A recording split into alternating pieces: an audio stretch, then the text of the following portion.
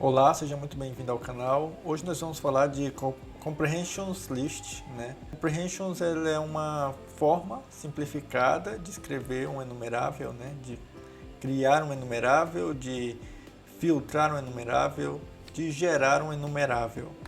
Isso de comprehension vem do Erlang, né? Já é algo nativo do Erlang, lá uma forma de trabalhar com enumeráveis, com listas, né? Basicamente.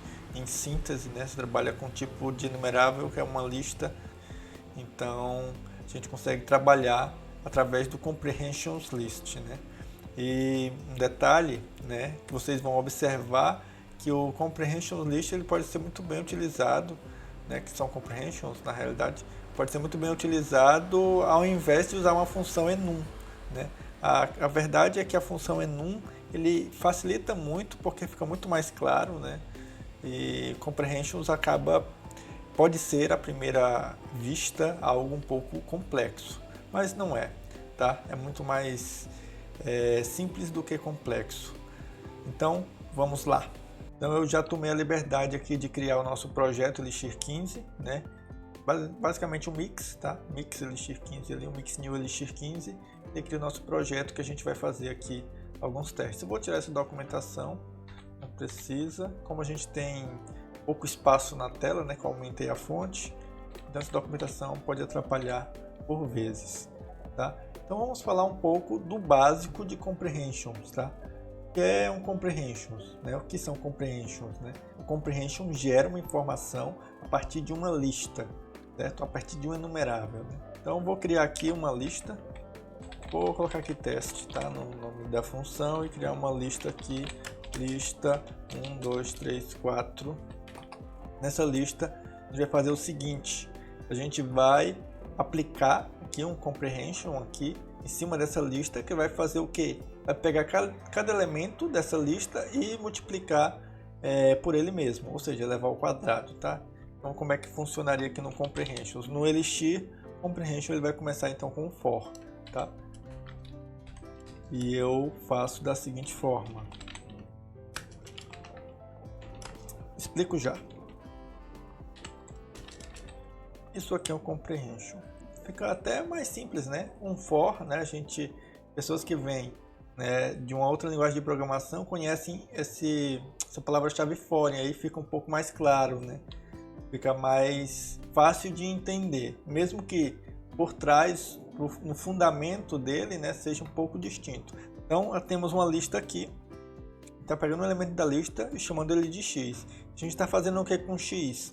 Está fazendo o seguinte, multiplicando ele por ele mesmo. Então, esse comprehension aqui, né, essa fórmula aqui, ela vai gerar uma nova lista, que é exatamente isso aqui, ó, 1 vezes 1. Isso aqui é um comentário, tá? Só para 2 vezes 2, 3 vezes 3, 4 vezes 4. Ele vai fazer essa multiplicação e dar o resultado. Obviamente a gente pode fazer um teste aqui, rodando esse teste. Vamos executar o IEX aqui e rodar o Elixir 15 teste. 1 vezes 1, 1, 2 vezes 2, 4, 3 vezes 3, 9, 4 vezes 4, 16. Beleza? Um outro exemplo que eu vou botar aqui no teste 2, vou copiar esse aqui. Se por um acaso utilizássemos um keyword list, ou seja, uma lista de palavras-chave. Como é que se faz uma lista de palavras-chave? Assim, A é chave 1, para ficar mais claro, valor 1.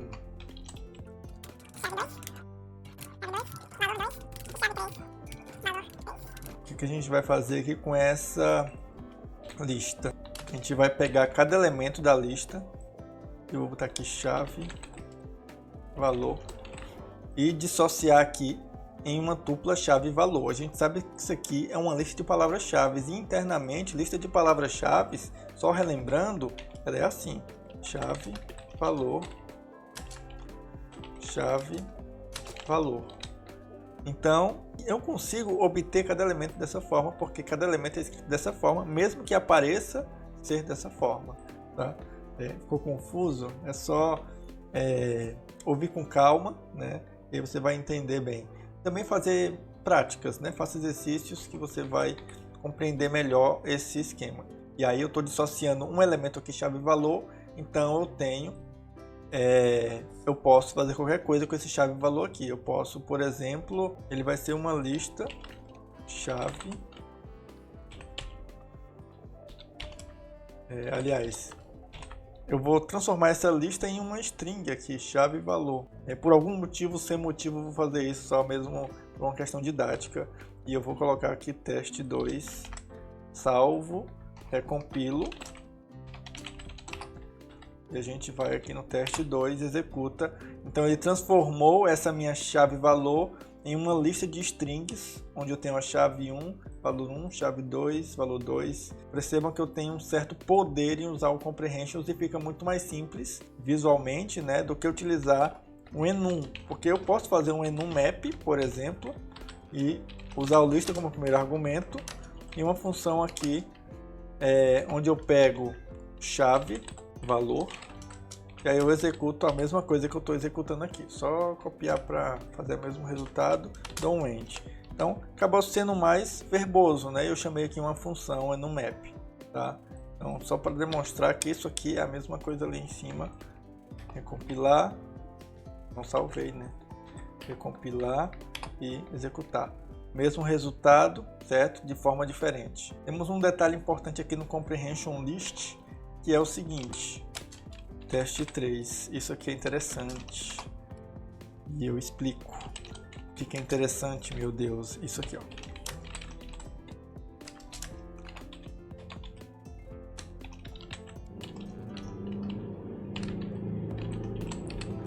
Vou criar uma lista aqui, uma lista que tem uma tupla ok false, tá? Ok, verdadeiro aqui.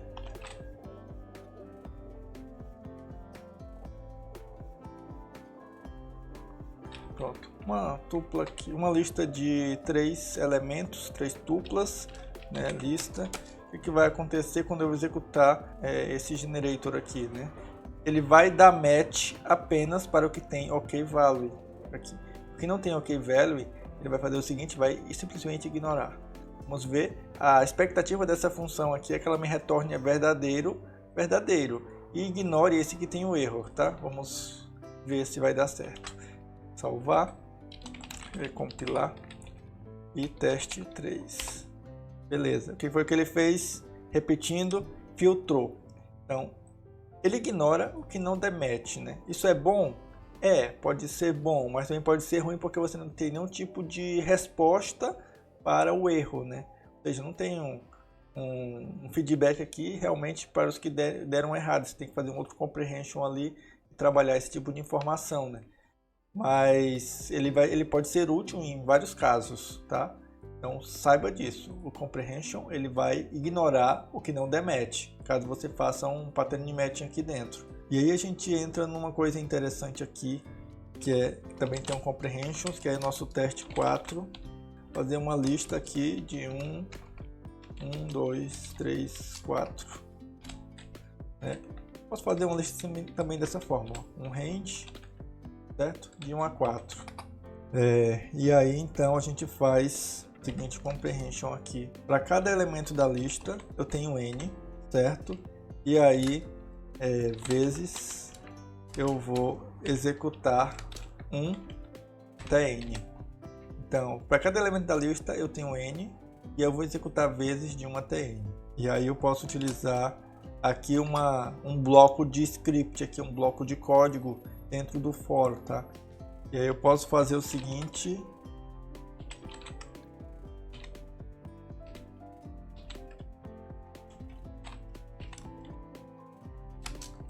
Vezes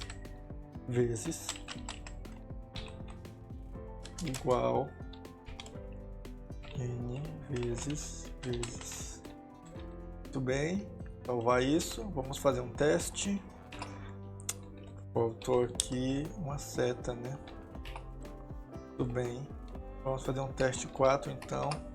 Olha o que aconteceu. O retorno de um IOPUTS é exatamente um ok, tá? Então o que ele fez? Ele colocou um ok aqui o retorno, né? E imprimindo na tela no momento que estava acontecendo. Eu vou mudar isso aqui, deixar só a string, porque daí o retorno fica a própria string, fica mais interessante da gente poder ver.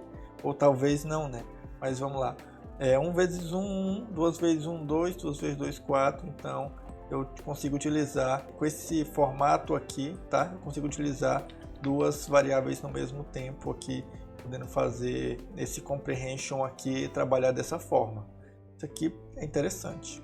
Isso aqui a gente pode utilizar em algum momento, em algum código, em alguma forma, e é de uma maneira simplificada. Porque de outra forma você ia ter que fazer 2 enums, né? 2 enums map.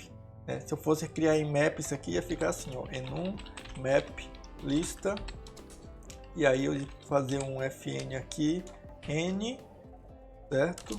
E aí eu ia fazer um end aqui, eu ia dar um enum map 1 até n fn vezes, e aqui eu teria acesso a essa string, né?